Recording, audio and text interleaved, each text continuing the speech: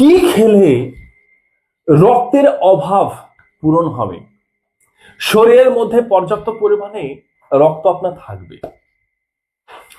দেখুন, আমাদের কাছেই কিন্তু রয়েছে সব জিনিস, রয়েছে সব ঘরোয়া উপায় আছে, আমাদের পাশেই রয়েছে, কিন্তু আমরা না জানার কারণে কিন্তু বিভিন্ন রকমের মেডিসিন খাচ্ছি। একদম মেডিসিন কিন্তু অবশ্যই খাবেন না, একদম খাবেন না, এটা কিন্তু মাথার মধ্যে রাখবেন। আমাদের বাড়ির আশেপাশেই রয়েছে, সেটাকে নিয়ে আসুন না। বলবেন স্যার কি কি নিয়ে আসবো স্যার? আমি দেখুন ধীরে ধীরে বলবো, এবং কি খাবেন, কিভাবে খাবেন, কখন খাবেন, আমি কিন্তু এই বিষয়গুলো কিন্তু বলবো। তার আগে বলি যে আপনি কিভাবে বুঝবেন যে শরীরের মধ্যে রক্তের যে অভাব, সে রক্তের অভাবটা হয়েছে কি করে? কিভাবে বুঝবেন যে আমার শরীরের মধ্যে রক্তের অভাব হয়েছে? দেখুন, প্রথম যে সিমটম গুলো হবে সেটা হচ্ছে কি, আপনি অল্প পরিশ্রম করছেন, ক্লান্ত হয়ে যাচ্ছেন, মনে হচ্ছে ঘুম দিতে ইচ্ছা করছে, বা আপনি সবসময় ঘুমোচ্ছেন, আপনার মাথা ঝিমঝিম ঝিমঝিম করছে, আপনার মাথা ঘুরছে, আর ঘুম প্রচন্ড হচ্ছে।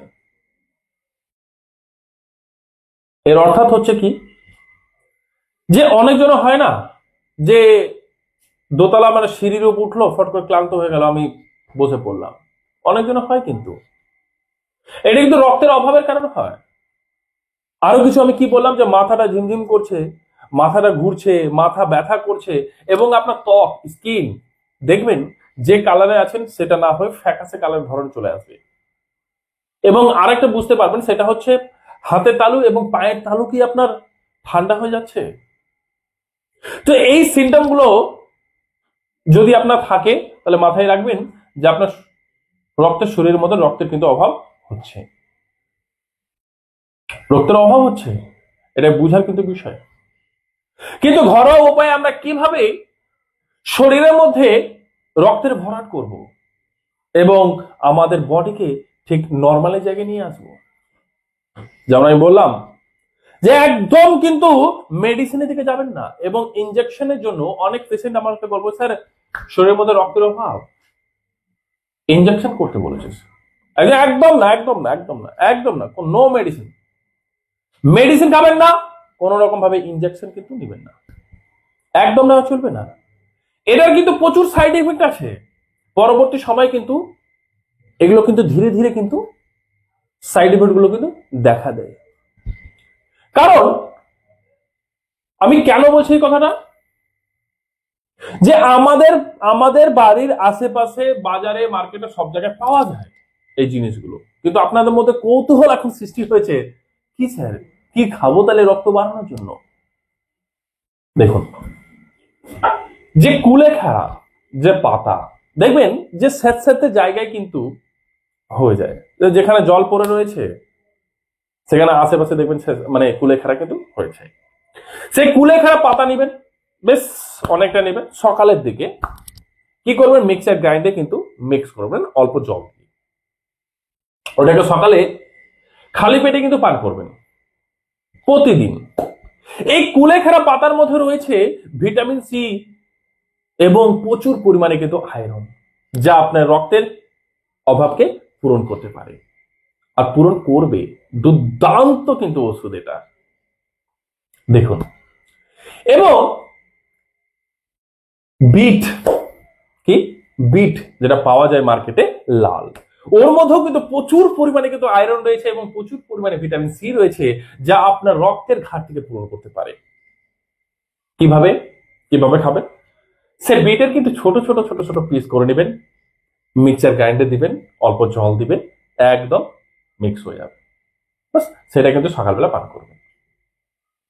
এতেও কিন্তু কি হবে, রক্তের যে ঘাটতি ছিল সেই রক্তের ঘাটতি কিন্তু পূরণ করবে, যা আপনার শরীরকে একদম সুন্দর বানাবে, এবং আপনার যে সিমটম গুলো হচ্ছিল, মাথা ঘুরছিল, মাথা ব্যথা করছিল, এইসব জিনিসগুলো কিন্তু বন্ধ হবে।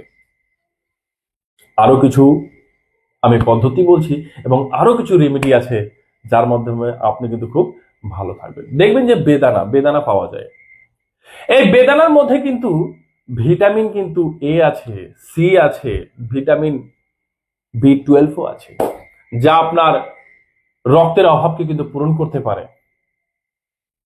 তো আমাদের কাছে কিন্তু আছে, আমরা না জানার কারণে কি করছি, আমরা কিন্তু ওষুধ খাচ্ছি।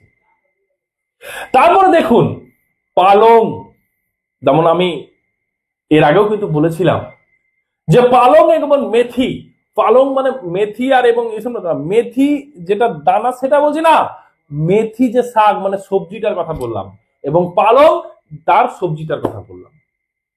তো কি করতে পারবেন, পালংকে ঠিক আপনি পাতা তুলে নিলেন, মিক্সার মেশিনে দিলেন, জল দিলেন, ভালো করে মিক্স করে নিলেন, বাস ওটা সকালবেলা খেতে পারবেন। এবং মেথি পাতাটাকে ঠিক আপনি কিন্তু দুপুর বেলায় একই প্রসেস, মেথির পাতা নিলেন, নিয়ে মিক্সার গ্রাইন্ড করলেন, করে নিয়ে দুপুর বেলা আপনি খেতে পারেন। সকালে হয় আপনি মেথির খান, দুপুরে পালং, না তো পালং সকালে আর দুপুরে আপনি কিন্তু মেথি, এভাবে কিন্তু চলবে।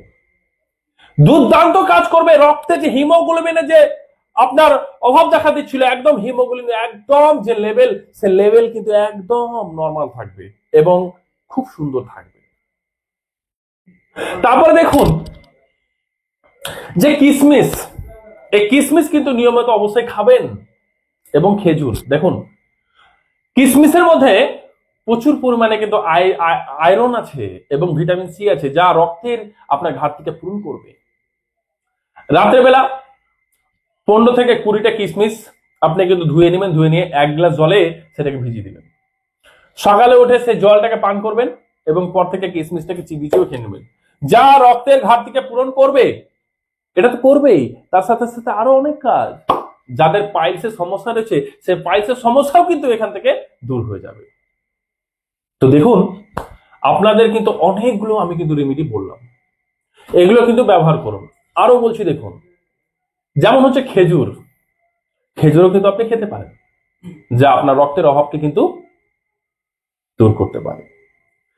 তো আমাদের কাছেই কিন্তু এত সুন্দর জিনিস রয়েছে, কিন্তু আমরা কি করছি, এগুলোকে খাচ্ছি না। না খাওয়ার ফলে কিন্তু আমাদের শরীরের মধ্যে এই ঘাটতি কিন্তু দেখা দিচ্ছে। দেখুন আপনার শরীর যখন ভালো থাকবে, তো বিভিন্ন রকমের অসুখ বিসুখ কিন্তু আসবে না।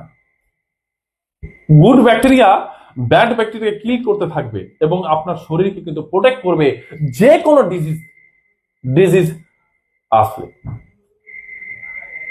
তো এটা মাথায় রাখুন। তাহলে আশা করি আমি আপনাদেরকে বুঝিয়ে দিয়েছি যে রক্তের যদি আপনার অভাব হয়, সেই রক্তের অভাব এইসব জিনিসগুলো খেলে আপনাদের ঘাটতি কিন্তু পূরণ হবে। কিন্তু মেডিসিন যদি খাবেন,